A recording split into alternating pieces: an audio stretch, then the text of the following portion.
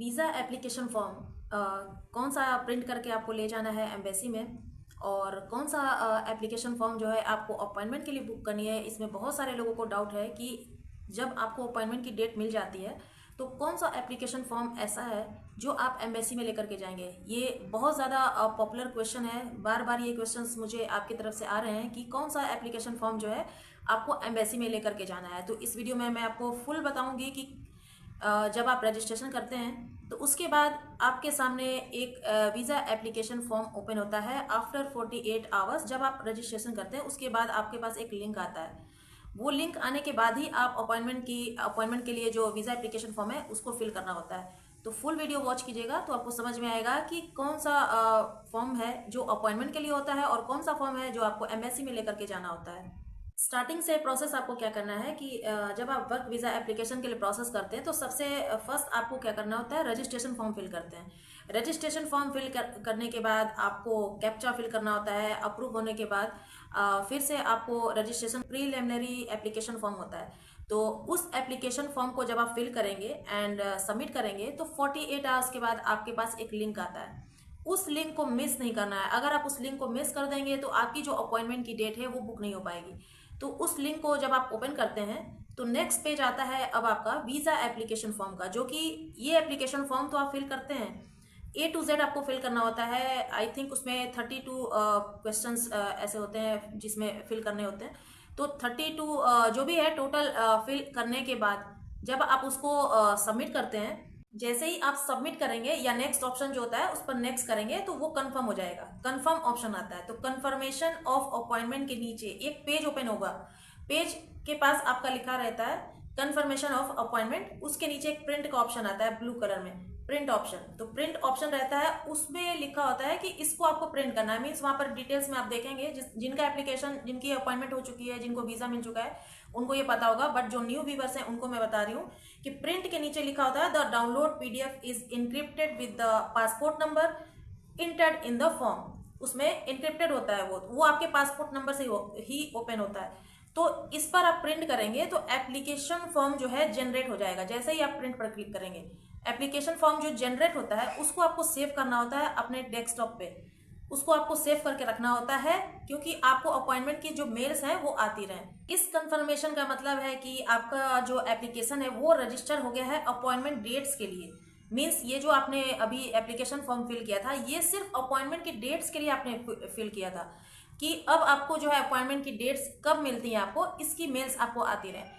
तो अपॉइंटमेंट की डेट्स के लिए तो आपने वीज़ा एप्लीकेशन फॉर्म फिल कर दिया। अब आपको क्या करना है, अब आपको वेट करना है कि आपको कब डेट मिलती है एम्बेसी की तरफ से, कब आप अपने डॉक्यूमेंट्स को सबमिट करने जाएंगे। तो उस डेट का अभी आपको वेट करना होता है। तो यहाँ पर जो है ये कंफ्यूजन आप लोगों को क्रिएट होता है कि जब आपको अपॉइंटमेंट की डेट मिलती है उस टाइम पर आपको क्या करना है, कौन सा फॉर्म जो है आपको लेकर के वहां पर जाना है। यहाँ पर बहुत से लोग परेशान हैं, बहुत सारे लोगों के ऐसे कमेंट्स आए कि कौन से एप्लीकेशन फॉर्म को आपको वहां पर लेकर के जाना है। तो जब भी आपकी अपॉइंटमेंट की डेट आती है तो अपॉइंटमेंट की डेट तो आपको कंफर्म हो जाती है और वहां पर अपॉइंटमेंट की डेट आने के बाद आपके पास एक मेल आती है। ये जो मेल्स आपको आती हैं ये उस समय की ये मेल्स तब आती हैं जब आपने 3 से 4 महीने पहले जो आपने अपॉइंटमेंट की डेट बुकिंग की थी उसके बाद की ये मेल आती है। और इस मेल में लिखा होता है डाउनलोड द फॉर्म। फर्स्ट तो ऊपर में लिखा रहता है कि आपकी इस दिन की अपॉइंटमेंट, इस डेट को अपॉइंटमेंट, इस टाइम पे अपॉइंटमेंट जो है बुक हो गई है। और उसमें डेट्स जो लिखे होते हैं अपोजिट लिखे रहते हैं। फर्स्ट में ईयर होता है, फिर मंथ होता है, फिर डेट होता है। तो ये अपोजिट में लिखा होता है, बहुत सारे लोग इसको समझ नहीं पाते हैं। उसके नीचे लिखा होता है डाउनलोड द फॉर्म और नेक्स्ट नीचे लिखा होता है address of the counsellor mission, VFS का एड्रेस लिखा होता है। तो ये सारी चीजें उसमें मेंशन होती है उस मेल्स में। तो ये फाइनली जो है आपको अपॉइंटमेंट की डेट मिल जाती है और इस डेट पर आपको जो है वो एप्लीकेशन फॉर्म आपको ले करके उसका प्रिंट ले करके आपको VFS सेंटर जाना होता है। देन सबमिट, आपके डॉक्यूमेंट सबमिट होते हैं और उसके बाद जो आपके डॉक्यूमेंट्स हैं एम्बेसी के पास जाते हैं। एम्बेसी डिसाइड करती है कि वीजा अप्रूव करना है या फिर रिजेक्ट करना है। तो यही सारा प्रोसेस होता है। उसके बाद क्या होता है, अब फाइनली जहां पर आप लोगों को कंफ्यूजन क्रिएट हो रही है कि कौन सा एप्लीकेशन फॉर्म आपको प्रिंट करके ले जाना होता है, तो अपॉइंटमेंट की जब आपका अब आपकी ड्रॉ सिस्टम में जब आपका नाम आता है तो वहां पर आप देखेंगे कि एक लिंक आता है उसके साथ साथ। उस लिंक पर आपको क्लिक करना है और उसके बाद फिर से आपको उस ऑनलाइन एप्लीकेशन फॉर्म को फिल करना होता है। उसके बाद क्या करना है, आपको उसका प्रिंट लेना है, क्योंकि वो डाउनलोड नहीं होता है, उसका प्रिंट लेना है। प्रिंट लेंगे तो उसके नीचे क्या होता है, बारकोड लगा हुआ एक पेज होता है, जिसमें आप लिखा होता है कि please present printed copy of this form when loading the application. तो इस एप्लीकेशन फॉर्म को ही आपको ले करके जाना होता है, और ये लिंक आपको 100% आता है 4 से 5 दिन पहले, जब आपकी अपॉइंटमेंट की डेट होती है तब। ओरिजिनल फॉर्म होते हैं, उसमें बारकोड लगे होते हैं, तो बारकोड वाला फॉर्म ही सबमिट होता है, और वो फॉर्म जो होता है वो लास्ट पेज होता है बारकोड वाला। तो एडिट किया हुआ फॉर्म आपको बिल्कुल सबमिट नहीं करना है, क्योंकि अगर आपने एडिट कर दिया उस फॉर्म को तो एम्बेसी के रिकॉर्ड में जो है वो फॉर्म तो डिफरेंट हो जाएगा, और आप जो फॉर्म लेकर के जाएंगे एडिट करके वो फॉर्म डिफरेंट हो जाएगा। तो ये फॉर्म किसी भी हालत में सबमिट नहीं होता है, वो एम्बेसी के रिकॉर्ड में रहता है। तो याद रहे कि आपको किसी भी फॉर्म को एडिट नहीं करना है। जो भी अपॉइंटमेंट के लिए आप फॉर्म फिल करते हैं वो सिर्फ अपॉइंटमेंट वर्क के लिए होता है। स्टार्टिंग में जो आप करते हैं वो अपॉइंटमेंट वर्क के लिए होता है, एंड देन उसके बाद जो फॉर्म आता है जिसको प्रिंट करके आपको ले जाना है वो ओरिजिनल फॉर्म होता है, और उसमें बारकोड भी लगे होते हैं। तो 100% इसका लिंक आता है जब आपको अपॉइंटमेंट की डेट कंफर्म हो जाती है। तो आई होप आपको ये कंफ्यूजन क्लियर हो गया होगा कि कौन सा फॉर्म आपको प्रिंट लेना है और कौन से फॉर्म को आपको एम्बेसी में लेकर के जाना है। अगर आपने फॉर्म को एडिट करके उसमें डेट्स वगैरह चेंज कर दी, या कोई भी डिटेल्स आप चेंज करते हैं और एम्बेसी उसमें कुछ डिफ्रेंशिएट देखती है, क्योंकि उनके रिकॉर्ड में कुछ और डिटेल्स हैं, और आप जो एप्लीकेशन फॉर्म उनको सेंड कर रहे हैं वो उसमें डिटेल्स कुछ और हैं, तो ये डिफरेंस जो है वो आपके रिजेक्शन का रीज़न बनता है।